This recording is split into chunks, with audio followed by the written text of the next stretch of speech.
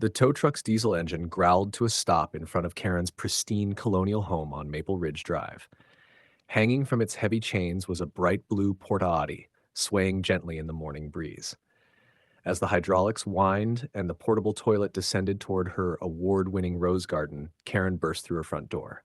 Her scream echoed down the entire street, causing neighbors to peek through their curtains. The Porta-Potty touched down with a soft thud right next to her prized American Beauty roses, and as if on cue, the door creaked open in the wind, revealing the dark interior within. Let me back up and tell you how we got here. My name's David, and 3 months ago, I purchased a vacant lot in the Oakwood Estate subdivision. It was a half-acre corner lot, perfect for the modest ranch-style home I planned to build for my retirement. I'd done everything by the book, gotten all the proper permits, hired a reputable architect, and even attended the HOA meeting to introduce myself and share my plans. The lot had been vacant for years, overgrown with weeds and collecting trash from passing cars. I thought the neighbors would be thrilled to see it cleaned up and developed. I spent my first few weekends clearing the land myself, hauling away old tires someone had dumped there, and cutting back the overgrowth. I was careful to work only during approved hours, never starting before 9 a.m. or continuing past 5 p.m. on weekdays, and I avoided any work on Sundays per the HOA guidelines. But that's when I first caught Karen's attention. She lived 3 houses down in the largest home on the street and apparently considered herself the queen of Oakwood Estates. Karen Pitton was in her early 50s with perfectly styled blonde hair that never moved even in strong wind. As HOA president for the past 6 years, she ruled our little neighborhood with an iron fist wrapped in passive-aggressive newsletters and citation notices. The first time she approached me, I was loading dead branches into my truck. She marched across the street with a clipboard, her heels clicking on the pavement like a countdown to disaster. She informed me with a tight smile that my lot was, and I quote, disturbing the visual harmony of our community. When I pointed out that I was actually improving the property by cleaning it up, she said that change itself can be a form of disruption, and that some residents had complained about the noise of my truck. I asked which residents, and she said that was confidential. I knew right then I had a problem. The following week, I received my first official citation in the mail. Apparently, I had violated Code 7.3.2 by allowing construction debris to remain visible from the street for more than 4 hours. The construction debris in question was the pile of branches I'd been actively loading into my truck when she'd confronted me. The fine was $75. I paid it to avoid starting off on the wrong foot, but I should have known that was just the beginning. Over the next month, the citations kept coming. My truck was parked 2 inches over the property line. The orange safety cones I'd placed around a hole were not an approved shade of orange according to the HOA color guidelines. I had failed to submit Form 47B before removing a dead tree stump. Each citation came with increasingly hefty fines. And each time I tried to discuss them with Karen, she'd give me that same tight smile and remind me that rules exist for a reason. Then came the morning that changed everything. I arrived at my lot on a Tuesday morning to find a bright blue Porta-Potty sitting right in the middle of my property, not off to the side, not in a corner, but dead center, where I'd planned to put the foundation. It was one of those deluxe models with the white roof and the little moon-shaped vent, and it stuck out like a sore thumb against the cleared earth. I immediately called the number on the side of the unit. The rental company informed me that it had been ordered by Karen Piton on behalf of the Oakwood Estates OA for worker sanitation compliance. When I explained that I hadn't even broken ground yet and wouldn't have workers on site for at least another month, they said they were just following the order they'd received. The rental period? 6 months prepaid. I drove straight to Karen's house. She answered the door already dressed for her job at the bank where she worked as a branch manager, her smile even tighter than usual. She explained with obviously fake concern that she'd received multiple complaints about the lack of proper facilities on my construction site. When I pointed out again that there was no construction happening yet, she cited Ordinance 12.6.6, which apparently required sanitation facilities to be in place before any work commenced. She said sweetly that I should be thanking her for being proactive. The HOA had graciously covered the cost using emergency funds designated for community health and safety. Of course, if I wanted to move it to a less central location on my lot, I would need to submit Form 81C and wait for approval from the board, which didn't meet for another 3 weeks. I spent those 3 weeks staring at that Porta-Potty every time I visited my lot. It wasn't just an eyesore, it was a declaration of war. Karen had planted her flag, quite literally, in the middle of my property. The rental company refused to move it without authorization from the person who'd signed the lease. The HOA board, filled with Karen's hand-picked allies, treated my complaint like I was making a fuss over nothing. But Karen had made a crucial mistake. See, I've learned that the key to dealing with bullies is documentation, and I'd been keeping careful records of everything. When I requested a copy of the rental agreement through an official HOA records request, I discovered something interesting. The lease wasn't in the HOA's name. Karen had signed it personally, listing herself as the authorized representative, but she'd used her personal credit card for the deposit. This was huge. According to the rental company's terms of service, the person who signed the lease had full authority over the placement and relocation of the unit. They delivered it where Karen had directed, but technically, anyone with written authorization from her could request it be moved. And that's when I remembered that I had her signature on something else, the citation notices she'd been sending me. I called my cousin Mike, who runs a towing and transport company over in Riverside. I explained the situation, showed him the lease agreement and the citations with Karen's signature, and asked if he could help me out. Mike looked at the paperwork, grinned, and said he'd be happy to relocate some construction equipment for a fellow family member. We set the date for the following Thursday at 3 a.m. The night of the move, I met Mike at my lot. He brought his flatbed truck with a crane attachment, usually used for moving heavy machinery. We positioned the truck carefully, and Mike worked his magic with the straps and chains.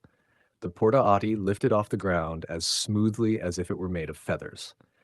Within 20 minutes, we were rolling down the quiet streets of Oakwood Estates with our blue cargo swaying gently behind us.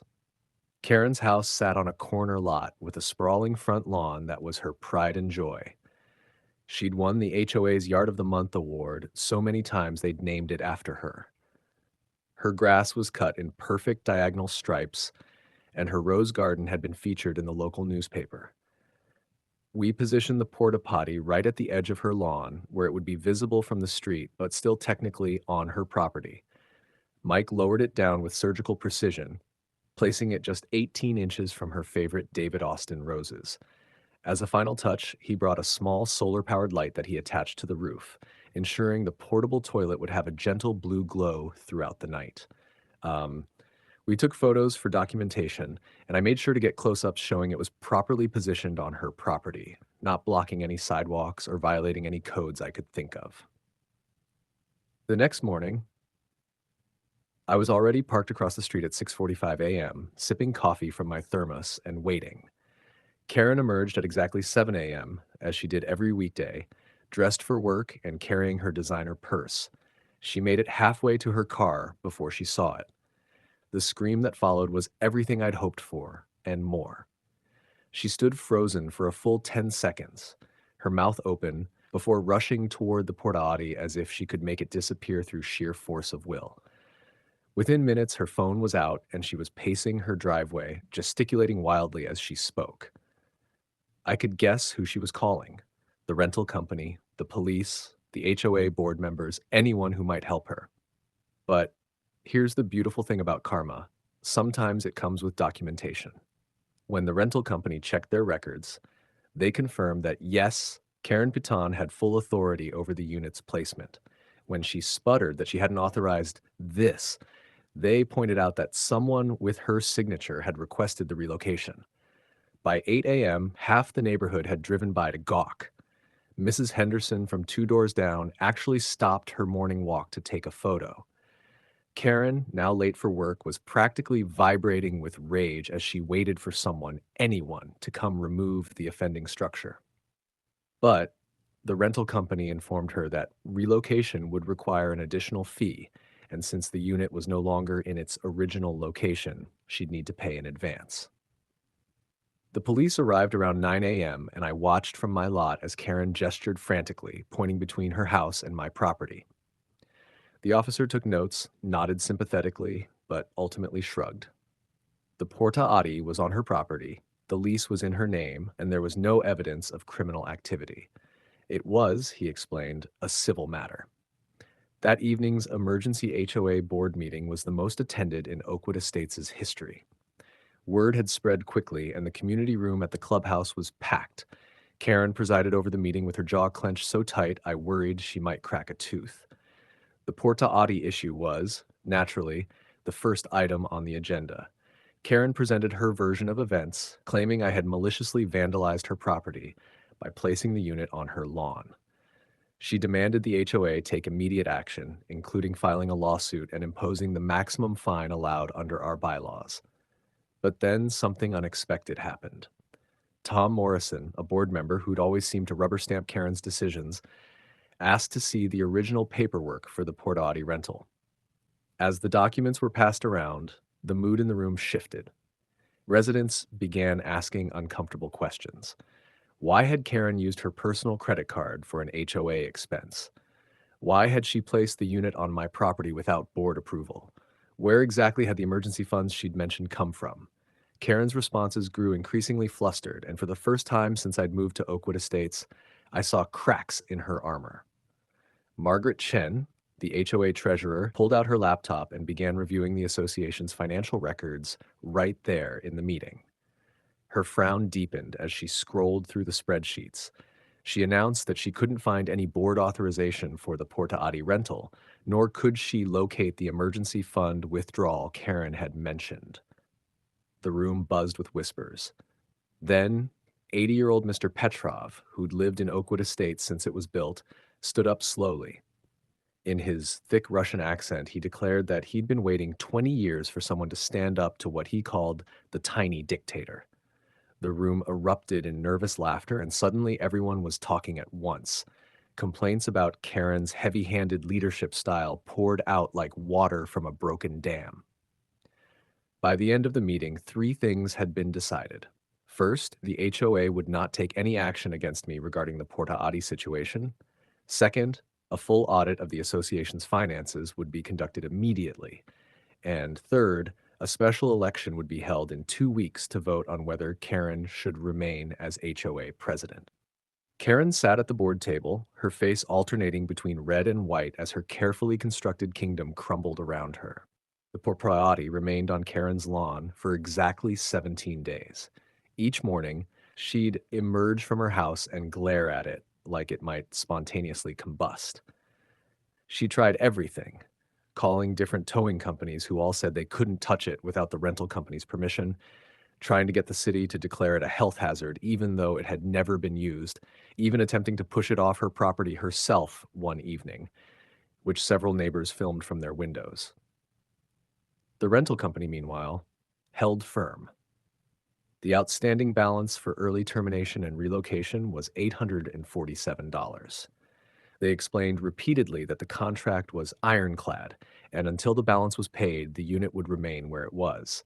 Karen insisted the HOA should pay, but with the financial audit underway and her authority in question, the board refused to approve any expenditures without proper documentation. During those 17 days, something shifted in Oakwood Estates. Neighbors who had silently endured years of nitpicky citations and arbitrary rules began to speak up.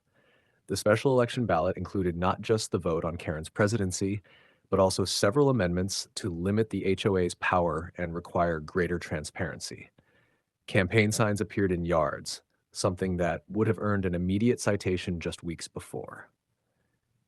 On the morning of the election results, I was once again parked across from Karen's house with my coffee. The Porta-Potty still stood sentinel on her lawn, its blue panels now dusty from 2 weeks of exposure. Karen emerged at her usual time, but her perfectly styled hair showed signs of distress, and her typical power suit had been replaced with a simple pantsuit. She'd already gotten word, I'm sure, of how the vote had gone. The numbers were devastating. Out of 147 votes cast, only 12 supported keeping Karen as president. The amendments limiting HOA power passed overwhelmingly. But the real blow came later that day when Margaret Chen announced the preliminary results of the financial audit.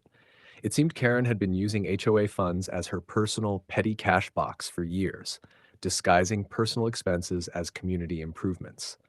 The district attorney's office was notified, and within a week, Karen was facing charges of embezzlement and misuse of fiduciary funds. The total amount missing was just over $38,000 over 6 years. Not enough for major prison time, but certainly enough to end her career at the bank and ensure she'd never hold a position of financial responsibility again. On the day Karen was formally charged, she finally paid to have the Porta-Potty removed from her lawn. I watched from my lot as the same towing company that had delivered it to her house arrived to take it away. She stood in her doorway, arms crossed, supervising the removal with what little dignity she had left. When the truck pulled away, she caught sight of me watching, and for a moment our eyes met. I raised my coffee cup in a silent toast, and she retreated into her house, slamming the door. The plea deal Karen eventually accepted included 2 years probation, 6 months of community service, and full restitution of the embezzled funds. She also agreed to a lifetime ban on serving on any HOA board. At her sentencing, she stood before the judge in a conservative gray suit, a far cry from her previous power outfits, and listened as he lectured her about the betrayal of community trust. When he announced the sentence, she swayed slightly but remained standing as court officers escorted her out to process her probation paperwork. She kept her eyes fixed straight ahead, her chin raised in